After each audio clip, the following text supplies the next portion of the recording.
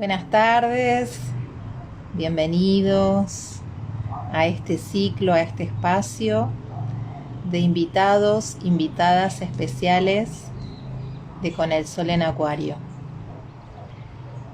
Vamos a esperar unos segunditos que aparezcan las notificaciones para que los seguidores puedan unirse.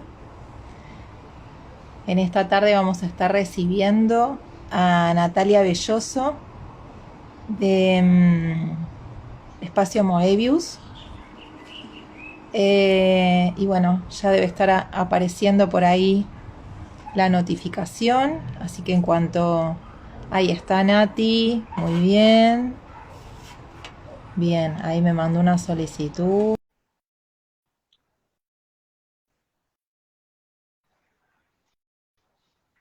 A ver, ahí yo te puse a aceptar.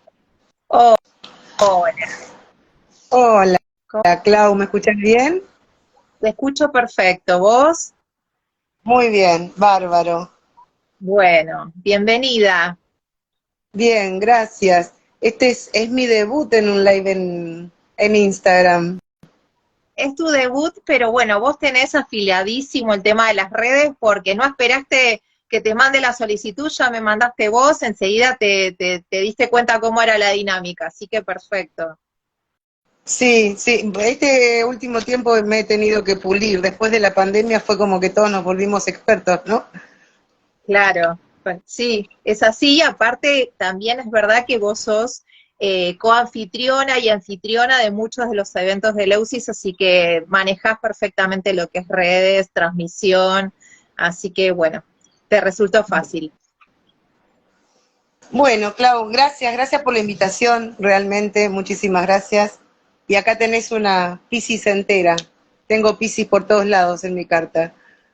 Bueno, vamos a hablar de este tema porque es el primer live de Piscis, así que primero te voy a presentar. Ella es Natalia Bellosi de Espacio Moebius. Les voy a contar que tiene un montón de formaciones, como todas las mujeres que forman parte de Leusis y de psicoterapia femenina junguiana y del Espacio de Sofía, mujeres poderosas, con mucha formación en lo que es el acompañamiento holístico.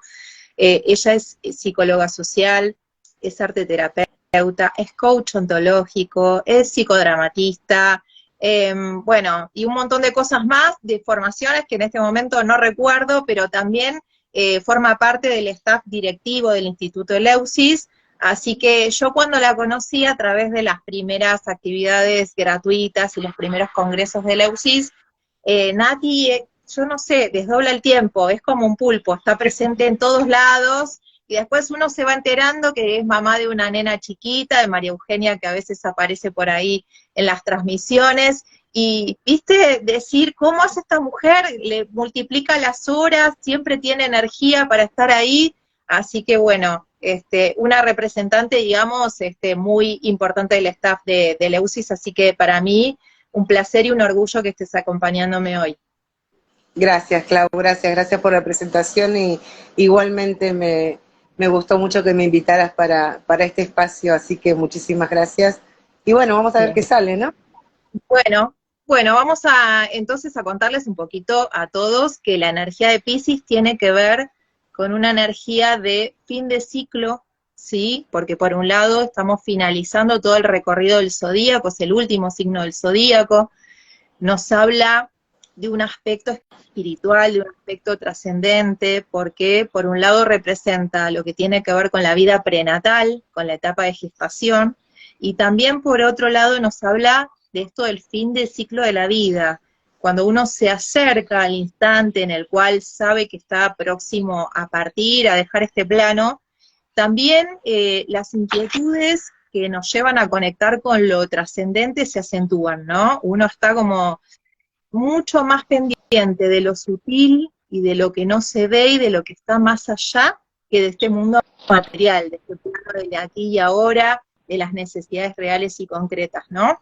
A lo largo de la vida, a pesar de que hay personas que desde muy pequeñas tienen esta inquietud por la conexión con lo espiritual y con lo trascendente, nos va pasando que a partir de las experiencias personales, de las crisis vitales, de las situaciones en las cuales uno está un poco al límite, empieza a surgir esta pregunta de qué es lo que hay más allá, de la razón de la vida, de por qué estoy acá, cuál es el sentido de estar en esta encarnación, qué es lo que tengo que aprender. Y esta experiencia que tiene que ver con Piscis nos lleva a una matriz acuática, ¿no? Nos conecta con el mundo del mar, del océano, donde no hay límites, donde las cosas aparecen como muy fluidas, pero por el otro lado muy nebulosas, ¿no? Esta cosa de no poder ver con tanta claridad. Y también nos conecta el mar, este sentimiento oceánico, nos conecta con lo trascendente y con este amor universal que parece que cuando conectamos con esa experiencia mística nos desborda y no nos cabe en el cuerpo, ¿no? Es como algo tan absolutamente eso, que nos excede, que es inevitable la conexión con lo que hay más allá, pongámosle el nombre que le queramos poner según la creencia y la religión de cada uno. Así que por un lado Piscis tiene que ver con esto, también rige la casa 12, y la casa 12 nos habla de situaciones de encierro, nos habla de cárceles, nos habla de patología mental, nos habla de psiquiátricos, nos habla de situaciones en las cuales existe una reclusión y un movimiento de la energía hacia adentro, ¿no? Esto de mirar también mucho a lo interior, y como todo es un fractal, como es adentro es afuera, también nuestro mundo interior es infinito, y cuando empezamos un poco a explorar, a veces como que nos perdemos, ¿no? Desde el punto de vista de lo que es la psicología, representamos un poco lo que es la estructura psicológica como un iceberg flotando, ¿no? En el agua, y entonces sabemos que tenemos una parte consciente, que es como un pedacito muy chiquitito que asoma, y por debajo de la superficie, bueno, todo un bloque de hielo enorme que cuesta mucho acceder, reconocer, aprender, y poder, digamos, conectar y saber qué es lo que hay por ahí debajo, ¿no? Qué es lo que está moviendo muchas veces nuestras decisiones, nuestras actitudes. Y en este caso también lo que tiene que ver con lo onírico nos conecta con este mundo de Piscis, con este mundo de Neptuno, porque nosotros cuando llegamos al instante en el cual nos entregamos al sueño, es como cruzar un umbral, ¿no? Entramos como un terreno desconocido, donde aparecen imágenes, donde aparecen situaciones, donde conectamos a veces con personas que ya no están en este plano, en este aquí y ahora. Es como que cambiamos a otra dimensión, ¿no?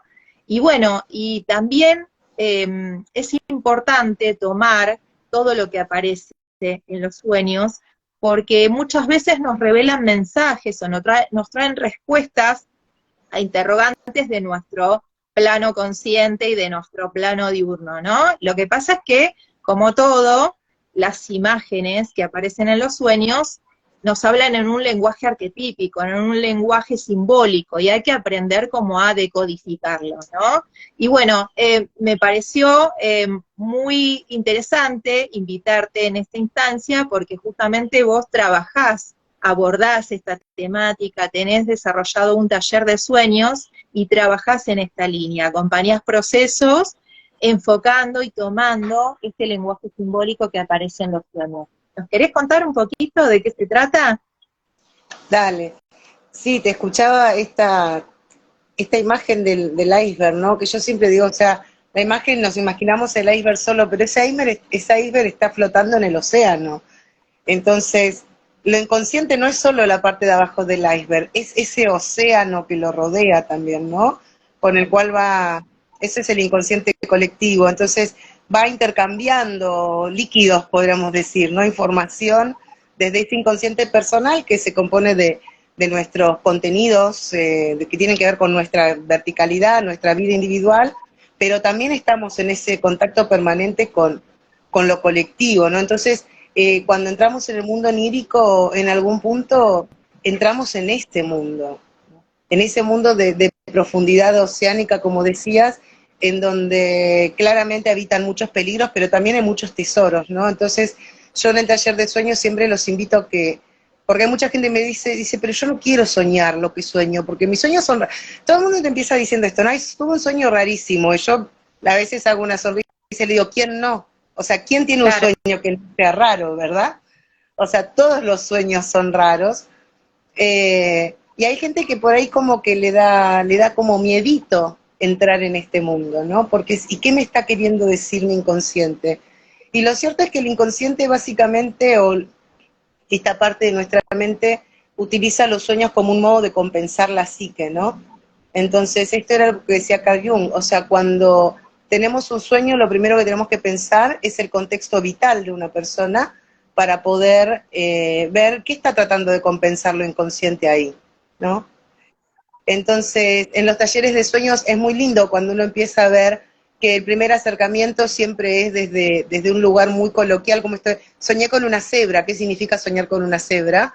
¿No? Y los diccionarios de sueños que yo siempre les digo, si quieren usarlo para equilibrar la pata de la mesa, úsenlo para eso, pero no sirven para mucho más, porque lo cierto es que el sueño solo puede ser interpretado en función de la vida del soñante. Digo, Google no puede decirnos lo que significa soñar con una cebra, porque no sabe nada de nuestra vida, ¿no? Tal Entonces, cual. va a darnos un simbolismo más o menos cultural acerca de lo que es una cebra, una tortuga. Yo sueño mucho con animales, por eso traigo ejemplos de animales. Pero lo cierto es que el sueño solo puede ser interpretado o co-interpretado con el mismo soñante. No hay manera de que a mí me pasan mis tías, parientes, en la cena de Navidad, ¿no? Que si soñó tal cosa, ¿qué significa? Bueno, no se puede, ¿no? De paso avisamos también para los que estén viendo que por más que pongan en comentarios, soñé con una cebra, ¿qué significa? No podemos saberlo, porque los sueños solo pueden ser interpretados en un proceso, ¿no? En un proceso en el que vamos viendo, bueno, cuáles son las imágenes que trae este sueño, cómo se relacionan esas imágenes con la vida del soñante en el momento actual y qué asociaciones puede hacer con otros momentos de su vida anterior. Muchas veces los sueños nos traen información o escenas de momentos pasados, pero lo cierto es que eso viene ahora porque tiene algo que ver con mi vida actual, ¿no? Siempre los sueños se relacionan con el momento actual que estamos viviendo. Totalmente, porque uno cuando ingresa en el sueño pierde un poco esta dimensión del espacio-tiempo y del contexto, ¿no? Y lo que pasa es que esto muchas veces traen como un mensaje encriptado que lleva tiempo a veces de codificarlo y recorrido, ¿no? Esto que vos decís que la gente muchas veces dice, bueno, no tengo ganas de soñar o le tengo miedo al sueño, hay como una cierta aprensión, ¿no? Porque esto de la cultura en la que estamos insertos, donde estamos tan bombardeados desde lo audiovisual, ¿no? Y esta cosa tan de la pantalla y tan de lo inmediato y tan de la imagen y tan de lo literal, hay un montón de cosas, de contenidos, ¿no? De información que nuestra mente, obviamente, consciente filtra, pero hay cosas que están como más periféricas o que no son tan prioritarias que de todas maneras nos permean, ¿no? Nos llegan, nos impactan y quedan como resonando en ese plano inconsciente. En algún momento a veces, frente a algún detonante, alguna situación, pueden aparecer cosas que quedaron como ahí sumergidas, como que no tenemos un registro desde lo que es la memoria y aparece en un sueño, pero aparece como disfrazado, ¿no? Esto que vos decís, hay que hacer un recorrido de acompañamiento, llevar un registro, anotar los sueños, porque muchas veces pasa que con el despertar uno después pierde un montón de detalles, ¿sí? También es verdad que hay sueños que son más vívidos, que hay sueños que son como más difusos o que cuesta más reconocer, o sueños que tienen más que ver con sensaciones corporales, ¿no? Porque también depende cómo uno se va a dormir. Por ejemplo, yo hay momentos en los cuales, si tengo una situación de mucha ansiedad, por un lado me cuesta mucho conciliar el sueño, ¿no? Es como que uno está tan en hiperalerta que le cuesta mucho al cuerpo como relajarse y entregarse a esa instancia, ¿no? Que es una instancia, en realidad el sueño tiene aparte un mecanismo de compensación desde lo biológico, ¿no? el cuerpo físico, biológico, la mente necesita un momento de descanso, un momento de bajar el consumo energético y recuperar, ¿no? Energías y restaurarse. Y la gente también muchas veces le tiene miedo porque justamente es entrar en un terreno desconocido y al sueño se lo conoce como la pequeña muerte, como la petite mort, ¿no? Como eso de cruzar el umbral hacia un terreno desconocido, donde aparecen figuras, imágenes, sensaciones, y yo pierdo el control, que es mucho de lo que nos pasa en la sociedad actual, ¿no? Esta cosa de yo querer tener todo el tiempo el control, el poder decidir, entonces es una instancia donde parece que estás como indefenso frente a todos esos contenidos que aparecen, porque no los puedes regular. No, exactamente, porque justamente lo que sucede con el sueño, decía Phil Perls, que es el creador de la Gestalt, él tiene un enfoque muy particular acerca de lo que son los sueños, y él decía que cada elemento que aparece en el sueño es un pedacito de nuestra psique que se está expresando ahí pidiendo ser integrado, ¿no? Y él decía que los sueños son la manifestación más genuina y espontánea del ser humano, porque ahí no hay intervención de la conciencia, o sea, eso que aparece es mi propia psique revelándose en su propio idioma, o sea, a mí me gusta pensar que los sueños más que, o sea, hay como varias teorías respecto de los sueños, ¿no? Freud decía que el sueño era un contenido disfrazado de algún tipo de deseo reprimido, ¿no? Jung decía que el sueño no es un disfraz, que el sueño quiere decir lo que quiere decir, pero que lo dice en forma simbólica, ¿verdad? Entonces, lo que tenemos que aprender a hacer es aprender ese lenguaje del alma, ¿no? Es como cuando uno escucha a una persona hablar en otro idioma, no entiendo nada de lo que dice. Claro. Entonces, hablar con nuestro inconsciente, siempre les digo a las personas que hacen los talleres de sueño, es como tratar de hablar con alguien que habla en otro idioma. Entonces, empezar a ver de qué manera voy a tratar de entenderlo, ¿no? Porque hay gestos que se repiten, y esos gestos que se repiten son esos símbolos que se repiten en los sueños, que cuando uno lleva, como bien decías vos, esto del registro, en los talleres de sueños trabajamos, cómo llevar un diario de sueños, por ejemplo, cuando uno no los registra nos olvidamos, pero cuando uno lleva un registro a diario, en lo posible, yo entiendo que a veces, en los tiempos que corren, a veces nos levantamos y salimos de volada al trabajo y no tenemos tiempo de tomar el registro, ¿no? Pero cuando sí lo hacemos, aunque sea periódicamente, cada 2 días, y nos tomamos ese tiempo de prestarle atención a los mensajes que nos manda nuestro inconsciente, empezamos a darnos cuenta que sí hay elementos que se repiten, que sí hay símbolos que aparecen, ¿no? De distintas formas, o sea, o el mismo tema representado de distinta manera, o los mismos elementos en distintos sueños, y ahí podemos empezar como ¿viste los que decodifican los jeroglíficos antiguos? Que lo que hacen es identificar un símbolo y ver dónde se repite como para poder darse una idea de lo que ese símbolo significaba o representaba. Bueno, con los sueños es como un trabajo de ese mismo tipo, ¿no? O sea, es algo bien, bien complicado, artesanal, pero maravilloso. Claro, es artesanal, ¿no? Esa cosa muy de decodificar, bueno, este símbolo acá apareció entre estos dos, pero acá aparece entre los dos, y debe ser que entonces esto significa esto y aquello. Y es maravilloso cuando uno puede tratar de empezar a comprender sus símbolos y ese lenguaje en el que el inconsciente nos habla y que es particular para cada uno. Jung también decía que él planteaba lo siguiente, o sea, cuando uno va a interpretar, él decía que cuando alguien le contaba un sueño, lo primero que él pensaba es, no tengo idea de lo que significa este sueño, ¿no? Y que solamente después de hacer esa como afirmación interna de no tengo idea, podía dedicarse al trabajo de tratar de decodificarlo, ¿no? Pero que lo que él sí sabía es que los sueños significan algo, que es la única hipótesis válida, decían, ¿no? O sea, tengo que partir de la hipótesis que los sueños significan algo, ¿no? Ahora, ¿qué significan? Hay sueños que quedan sin poder desentrañarlos, ni por él mismo, decía, ni por el paciente, ni por el terapeuta, o sea, porque son muchas veces como un material incognoscible, ¿no? Que está ahí y que no se deja terminar de desentrañar, pero siempre tienen un significado, que no lo podamos encontrar es otra cosa. Y también es importante que no solo tienen un significado, podemos llegar a alguna conclusión respecto de un sueño, pero siempre hay que dejarlo abierto, ¿no? Que puede significar muchas cosas más. Claro.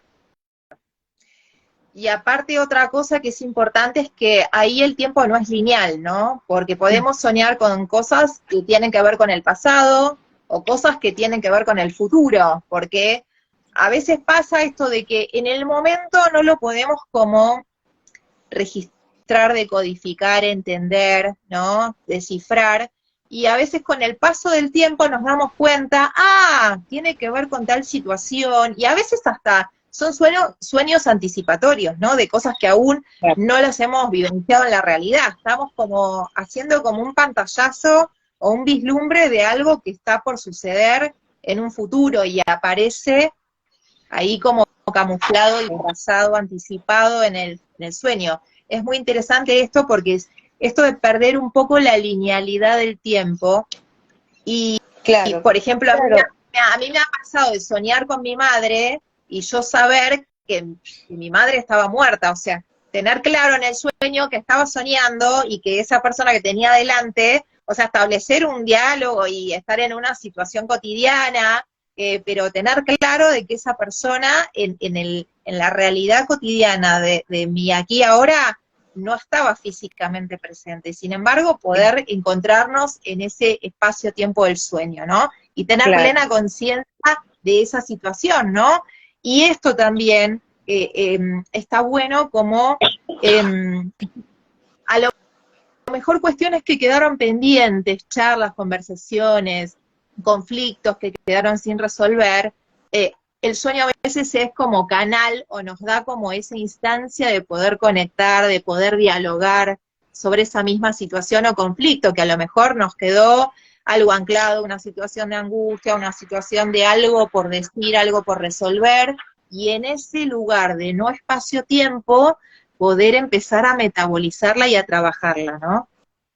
Claro, claro, porque en realidad más que no espacio-tiempo es un espacio-tiempo distinto, ¿no? No, digo, no Claro. es esta linealidad de la vida de vigilia, sino en un espacio-tiempo circular en donde todo está ocurriendo al mismo momento. Digo, no vamos a meternos en temas muy profundos, pero esto es lo que hablaba Jung cuando hablaba de la sincronicidad, ¿no? Esta cosa de que en realidad en el espacio-tiempo está todo contenido en este mismo momento, todas las Total. posibilidades, y hay una especie de conexión causal entre todo lo que es, o sea, y nos vamos a unos mundos terribles si empezamos con esto, pero yo una vez en uno de los seminarios que yo hice como formándome en este campo de los sueños, recuerdo que la docente decía que no quería meterse en temas esotéricos porque no era su tema, ella pertenecía al campo de la psicología, pero que muchas veces le preguntaban esto que vos traés, ¿no? ¿Qué pasa con el tema de cuando uno sueña con personas que están fallecidas? O con, no sé, con un maestro que no conozco, pero hay algo, una voz, un algo que se me presenta y me da cierta instrucción o enseñanza. Y ella lo que decía, dice, yo acá voy a ser muy clara, no hay manera de demostrar que en sueños podemos conectarnos con otros mundos o con espíritus, ¿no? Dice, pero tampoco hay manera de demostrar que no es posible. Que no, Dice, claro. entonces, quiero dejar mi mente abierta a que lo que aparece en sueños no sabemos muy bien a qué mundo pertenece. Sabemos que pertenece al mundo de lo profundo, al mundo del océano, ¿no? Sí, Pero no sabemos muy bien de dónde viene, no sabemos muy bien qué pasa cuando se acaba la vida, a dónde vamos, si es que vamos a algún lado. Entonces ella, a mí me gustó mucho esa postura, porque si bien ella es extremadamente académica y con un marco científico muy claro en todo lo que nos iba explicando, fue como que no dejemos la puerta abierta al mar de infinitas posibilidades, ¿no? Porque lo cierto es que no comprendemos ni la 3/4 partes de lo que es, de cómo es la vida, ¿no? Entonces, bueno, totalmente. dejemos la puertita abierta que esto es posible. Y esto que vos traías también de que podía traer como situaciones a sanar, Jung decía que había tres funciones para los sueños, y una función retrospectiva, una función reactiva, que tiene que ver con lo que me pasa ahora, y una función prospectiva, que es esta otra en donde mi inconsciente en algún punto me anticipa situaciones por venir, ¿no? Y esto no tiene nada de esotérico, a ver, como vos bien decías recién, el inconsciente o por estos canales colaterales vamos registrando un montón de información que no llega a traspasar el umbral de la conciencia, pero al inconsciente no se le olvida nada, y no se le pasa nada. Entonces hay estudios muy serios hechos, yo realmente ahora no recuerdo el nombre de las autoras, te debo el dato, pero que han estudiado personas con enfermedades graves, ¿no? Y les han, o sea, han hecho como un estudio retrospectivo de los sueños de estas personas y mínimamente 6 meses antes habían empezado a tener sueños en los que uno podría haber inferido que estaban ya gestando, incubando esta enfermedad que se manifestó mucho tiempo después, ¿no? Entonces, esto no es magia, o sea, el inconsciente va registrando procesos físicos, fisiológicos, que conscientemente no percibimos, pero que aparecen luego expresados en los sueños. Y respecto a los sueños retrospectivos, muchas veces hay sueños que tienen que ver con esto que vos decías, la reparación, ¿sí? El poder tener esa conversación que quedó pendiente, el poder, no sé, perdonar a alguien en un sueño, el poder pedir perdón en un sueño, y tiene efectos sanadores. Jung decía que todos los sueños tienen un efecto terapéutico, solo que ese efecto se pierde cuando uno no interpreta sus sueños, cuando no les presta atención. ¿Sí? Claro. Pero Totalmente. cuando le prestamos atención, perdón, sí, dale. No, eso, que lo que pasa es que, por un lado, lleva un entrenamiento, pero uno tiene que tener primero la inquietud, ¿no? De conectar con eso, de cruzar ese umbral del miedo, ¿no? El miedo a lo desconocido, el miedo, creo que el miedo es el gran frenador de todos los procesos de evolución personal, ¿no? Del crecimiento de la persona, ese miedo muchas veces a salir del molde, a salir de la caja, de lo preestablecido, de lo que nos cuentan que es verdad, ¿no? Y uno muchas veces compra esa versión que nos venden los medios o que nos venden desde nuestra casa, desde los docentes, ¿no? De lo que es y de lo que no es, y uno después en su propio recorrido personal, frente a inquietudes, ¿no? Frente a situaciones a veces que la vida te lleva a tener que elegir, tomar una decisión, una disyuntiva, y uno empieza como a preguntarse de otra manera y empezar a vislumbrar que hay algo más allá de lo que nos marca un poco el marco de la tele, ¿no? De los medios o de esto de la educación, de lo que hemos recibido por herencia. Justamente tiene que ver con esta pregunta o esta inquietud que nos conecta con lo trascendente. Entonces, bueno, se abren un abanico de oportunidades, de posibilidades, de recursos, y justamente esto tiene que ver con una manera de abordar el inconsciente que para mí es muy rica, es muy valiosa, que es una herramienta que acompaña por ahí a un proceso terapéutico de psicoterapia que puede ser tradicional, porque incluso dentro de lo que es la psicoterapia hay diferentes corrientes, diferentes maneras de abordar, ¿no? Una crisis vital. Pero creo que es muy interesante el poder abrir la mirada y abrirnos a nuevas herramientas, como puede ser el taller de sueños, como puede ser el trabajar a través del arte terapia, ¿no? Como puede ser el psicodrama, como puede ser empezar a ahondar a través de lo que puede ser el camino del tarot, que se trabaja también con arcanos y que nos representan las imágenes, algo que nos habla del inconsciente colectivo y del inconsciente personal, ¿no? Como esas imágenes que son culturalmente aceptadas y que nos traen un montón de información, yo lo puedo linkear con procesos vitales que estoy atravesando, o la astrología, como que hay un montón de otras herramientas que desde lo que es la psicología, que es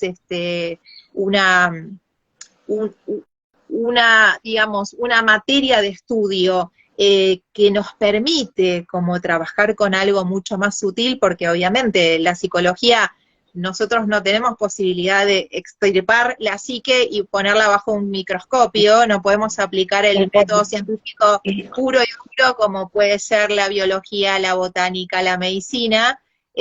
Bueno, podemos tomar otro tipo de herramientas simbólicas, ¿no? Y como eso tiene una riqueza y una profundidad y justamente nos permite conectar con una faceta del ser humano que va mucho más allá de lo puramente biológico y de la mente y de lo que tiene que ver con el funcionamiento de un cerebro, porque acá estamos hablando de procesos que van mucho más allá de lo que tiene que ver con una sinapsis de neuronas, ¿no? O de un proceso neuroquímico. Claro, porque, a ver, cuando hablamos de sueño, me disparaste un montón de ideas y ahora las voy a tratar de ordenar, permiso. Cuando hablamos de sueño, primero hay que distinguir entre el dormir como una necesidad física para recuperar energías, como vos decías, entre el soñar, que también es una función biológica, o sea, hay una fisiología del sueño, soñamos todas las noches en ciclos que son como de 90 minutos más o menos, o sea, no vamos a ponernos a adentrarnos en eso, pero o sea, se va produciendo del sueño ligero al sueño profundo hasta lo que se conoce el sueño MOR, que es donde hay movimientos oculares rápidos, pero el cuerpo está inerme, ¿no? Entonces, se le llama también sueño paradójico porque están todos los centros motores activados, pero no hay actividad motora. Eso es lo que vemos en el sueño, ¿no? Pero ¿qué sucede? Ese soñar, que es fisiológico, y hay estudios hechos en los que a algunas personas se les permitió dormir, pero no soñar, es decir, cuando estaban ingresando en el momento del sueño MOR, se las despertaba, y esas personas casi inmediatamente, 1 o 2 días después, empezaban a tener un montón de trastornos en su vida de vigilia. O sea, el soñar es un hecho fisiológico y necesario. Los bebés tienen sueño profundo todo el tiempo, o sea, se entiende que es hasta algo filogenético, que debe tener alguna función adaptativa, aunque eso no está claro cuál es la función del soñar. Pero tenemos que poder distinguir el soñar del sueño. El soñar es un hecho fisiológico necesario, pero el sueño, el contenido, el producto del soñar, es un hecho psicológico. Entonces, lo que nos interesa cuando trabajamos con sueños es el producto del soñar, o sea, estas imágenes que tienen que ver con nuestros aspectos psicológicos, que como vos bien decías, no los podemos desentrañar ahí a la vista de un microscopio, ¿no? Entonces, la ciencia puede explicar los ritmos del sueño y más o menos para qué o por qué soñamos, pero no puede explicar el porqué del contenido del sueño, ¿no? O sea, ¿por qué soñamos lo que soñamos? ¿O para qué soñamos lo que soñamos? Porque Jung decía, a diferencia del psicoanálisis, que el sueño no solo tenía una causa que tenía que ver con esto de los contenidos inconscientes, como decía Freud, sino que el sueño tenía un para qué, tiene una finalidad, ¿no? O sea, esta cuestión teleológica en donde lo que nos va pasando tiene un sentido, ¿sí? Pero ese sentido no está dado, porque sí, o sea, en algún punto ese sentido lo vamos creando, ¿no? Entonces es importantísimo cuando uno aprende a entablar esta relación con los sueños, de darse el tiempo de dialogar con el inconsciente como si fuera un amigo que estoy recién conociendo y que además, como decía hoy, habla en otro idioma, ¿no? Y cuando más atención le prestemos, más lo inconsciente va a ir como colaborando, entre comillas, ¿no? Jung decía que la persona que empieza a prestarle atención a sus sueños se enriquece, ¿no? Porque puede incorporar a su vida la dimensión de lo irracional. Vos hoy decías que un poco nos cuesta conectar con los sueños por miedo, y es real, pero también nos cuesta conectar con los sueños por una cuestión cultural. Porque, a ver, los antiguos no tenían estos temas, creían realmente, o sea, se juntaban en ronda en las tribus a contarse los sueños. Hoy todavía hay comunidades que hacen estas prácticas, y a partir de lo que había soñado el chamán de la tribu, decidían a dónde ir a cazar, a dónde sembrar, a dónde no sembrar, por dónde no ir, digo, tenían sentido de realidad, ¿no? Nosotros en esta cultura occidentalizada y racionalista hemos perdido el valor de los sueños, pero esto no fue siempre así, ¿no? En la época de los griegos estaban los templos del soñar, las personas que estaban enfermas iban con los sacerdotes del templo a incubar sueños, esperando que los dioses les dijeran en sueños cuáles eran las causas de su enfermedad y cómo sanar. Digo, esa es la importancia que tenían los sueños en la antigüedad. Y hoy si yo voy al médico a decirle que soñé con algo y que por eso quiero que me haga un análisis del riñón, el médico me va a decir, no, señora, no le voy a mandar a hacer una ecografía del riñón solo porque usted soñó algo y le parece que tiene algo en el riñón, ¿no? Hasta que no tenga una dolencia física real y concreta no me van a mandar a hacer ningún estudio, ¿no? Claro, sí, es verdad. Por un lado está como esta postura de la ciencia muy descreída, ¿no? Pero retomando lo que vos decías hace un rato, el inconsciente por ahí registra porque hablábamos de las sensaciones corporales, ¿no? Y de esto que en los sueños por ahí tenemos como mucho más a flor de piel las sensaciones corporales. Entonces, bueno, a veces esos mensajes sutiles que nos manda el cuerpo, si nosotros pudiéramos prestarle atención, ¿no? O esto, pudiéramos tomar el mensaje que nos trae a través de los símbolos que aparecen en sueños, podríamos a lo mejor llegar a una instancia más precoz de ciertas dolencias, ¿no? O antes de que se profundice. Claro. Que a nivel biológico, las dolencias muchas veces, más allá de que llevan un tiempo de latencia o de incubación, también es como que llevan un proceso silencioso, solapado, y cuando aparecen, a veces el diagnóstico o el pronóstico no es, digamos, tan optimista como si hubiéramos hecho un diagnóstico más precoz a tiempo.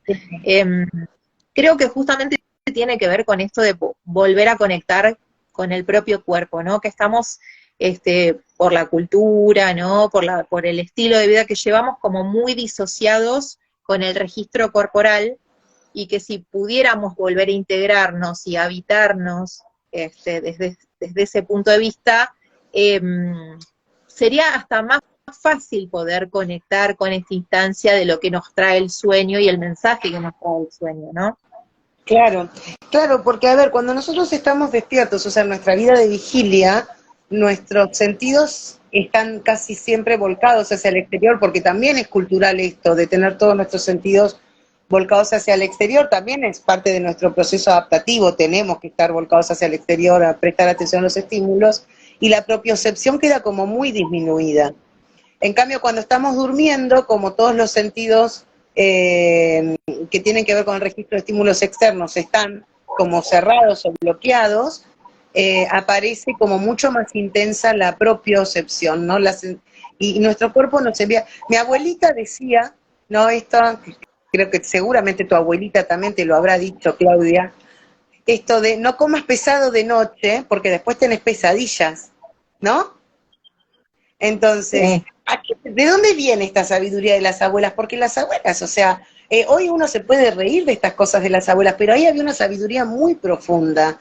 O sea, el sueño, cuando uno come muy pesado de noche, en el sueño se están registrando todos esos movimientos digestivos, ¿no? Por eso es que tenemos sueños tan intensos cuando soñamos muy pesados.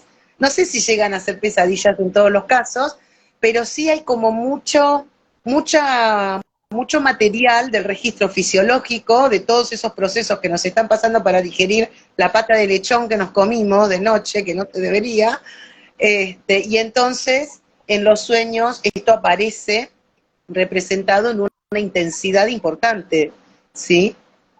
Sí, justamente lo que nos pasa es que a veces estamos tan divorciados de los ciclos naturales, incluso el ciclo natural del propio cuerpo, ¿no?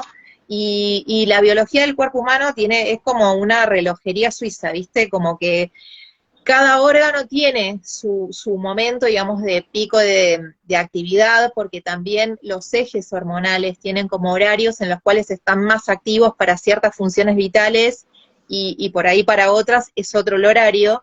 Entonces también hay momentos del día donde el flujo sanguíneo, la cantidad de sangre que le llega a un determinado órgano, hay que hacer como una redistribución de esa cantidad de sangre. Entonces el proceso digestivo insume una cantidad de sangre, de oxígeno, ¿sí? Que a lo mejor en el momento del sueño, del dormir, nosotros tendríamos que estar utilizándola más para lo que es una función, digamos, cerebral, de descanso, de reparación a otro nivel. Y el sistema digestivo tendría que estar como en reposo, ¿no? Como que ese sería el momento en el cual nosotros tendríamos que poner ese sistema como en descanso. Claro, si vos te comés algo con alto contenido en grasa, muy pesado, una sobrecarga proteica, obviamente es como que hay que mandar mucho más cantidad de sangre y de oxígeno para digerir y metabolizar y tal, y ese no es el momento del día. Digamos, el momento del día donde vos necesitas más energía y vos necesitas una comida más copiosa es justamente cuando estás activo, cuando estás de día, cuando te estás moviendo y cuando tus músculos necesitan como todo eso, toda esa carga energética y todas esas proteínas y aminoácidos y lo que sea. y no en la instancia en la cual vos estás en reposo, y es como que estás como casi agrediéndolo el cuerpo, dándole toda Claro, esa bomba. porque aparte digo, fíjate que casi todos te recomiendan, todos los médicos recomiendan comer mínimamente 2 horas antes de dormir, ¿no? Para que justamente al momento de dormir el cuerpo ya haya hecho la digestión y entonces pueda disponer los recursos para esto, recuperar energía, reparar lo que haya que reparar.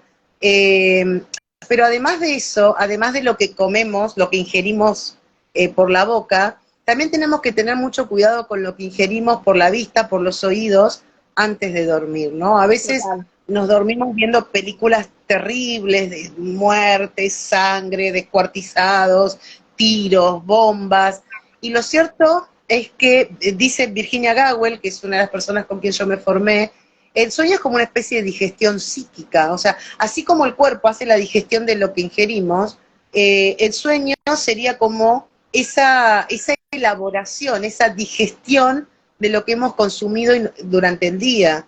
Entonces, si las últimas imágenes que yo le doy a mi psique son imágenes terribles, un noticiero, ni siquiera hace falta una película, solo dormirnos mirando un noticiero hoy es peor que ver una película de bombas. Sí. Y entonces nuestro psiquismo, en lugar de poder dedicarse a también reparar y como asimilar la información importante del día, tiene que estar primero, ¿no?, eliminando o elaborando todo este otro contenido que en realidad es basura, ¿no? Y es basura psíquica, digo yo, ¿no?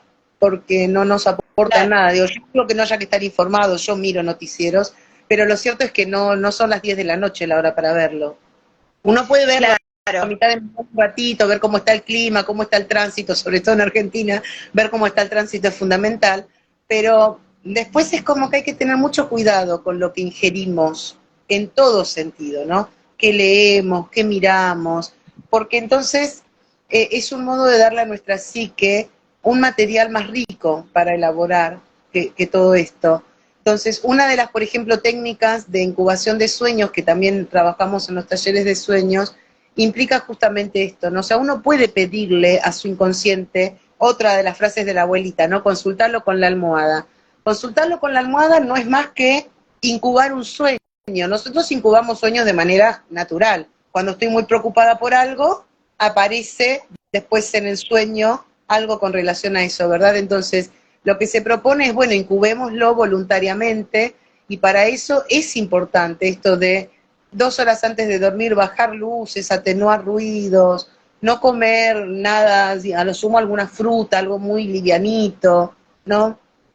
Y acostarnos Sí. pensando en eso que queremos soñar o resolver. Por lo general se utiliza cuando uno quiere resolver algún tipo de asunto y recurrir a esa sabiduría que tiene el inconsciente, ¿sí? Y que la tiene porque está conectado con el inconsciente colectivo, justamente. Entonces, esa situación que a mí me está pasando hoy, ahora, ya la pasaron miles, millones de personas a lo largo de toda la historia. Entonces, esa información está en el inconsciente colectivo y podemos recurrir a ella por medio de la incubación de sueños. A mí me parece que eso, cuando uno lo puede comprender y entender que en lo inconsciente no tiene esta otra frase, no te traicionó el inconsciente. Yo siempre digo, el inconsciente no nos traiciona nunca. Lo podemos convertir en nuestro mejor aliado si le prestamos atención, si no le clavamos el visto a los mensajes que nos manda, ¿no? Y si realmente confiamos en esa sabiduría que tiene. Digo, esto que yo te decía al comienzo, ese iceberg que está en el medio del océano intercambia permanentemente información con ese océano. Total. Y en ese océano está la Total. experiencia de toda la humanidad. Entonces, ni soy la primera, ni voy a ser la última a la que le esté pasando cualquier cosa que me esté pasando, desde lo más grave hasta lo más nimio. Entonces, recurrir a ese almacenaje de información colectiva de miles y millones de personas que han atravesado por lo mismo que yo a lo largo de la historia, es recurrir a una gran biblioteca cósmica, podríamos decir, si se me permite el término. Sí, sí, totalmente, totalmente. Sí, sí, súper interesante, súper interesante. Y coincido con vos, es que desde el punto de vista se sabe que lo que tiene que ver con el circuito de la melatonina, ¿no? De las hormonas del sueño, esto de reducir la cantidad de luz, la exposición a la luz, mínimo media hora antes de ir a dormir, porque si no es como que alteramos lo que se llama el ritmo circadiano, ¿no? El ritmo de luz-oscuridad en el cerebro. Entonces, por un lado está lo que es neurocientífico, lo que biológicamente está comprobado. Por el otro lado está esto que vos decís, ¿no? Esto de incubar sueños, que yo ya lo he escuchado, por ejemplo, de los cabalistas, ¿no?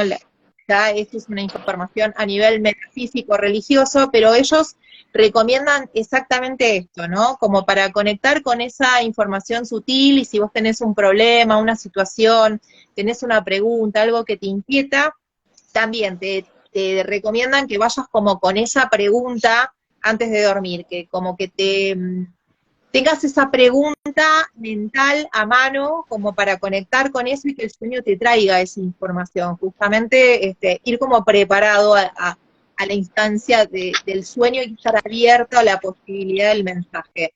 Y esto que vos traes de la frase del inconsciente te traiciona, es porque muchas veces barremos abajo de la alfombra, ¿no? Entonces es como que queremos disfrazar una realidad y hay cosas que queremos como ocultar o las dejamos en la sombra porque nos resulta antipático o nos cuesta aceptarlo, o muchas veces queremos vender una imagen que realmente no habla de nosotros, que no somos nosotros desde el punto de vista fidedigno y que no tiene que ver con nuestra esencia, ¿no? Esta cosa de la máscara que uno se pone, venimos del carnaval y veníamos hablando también de esto de ponernos la máscara, ¿no?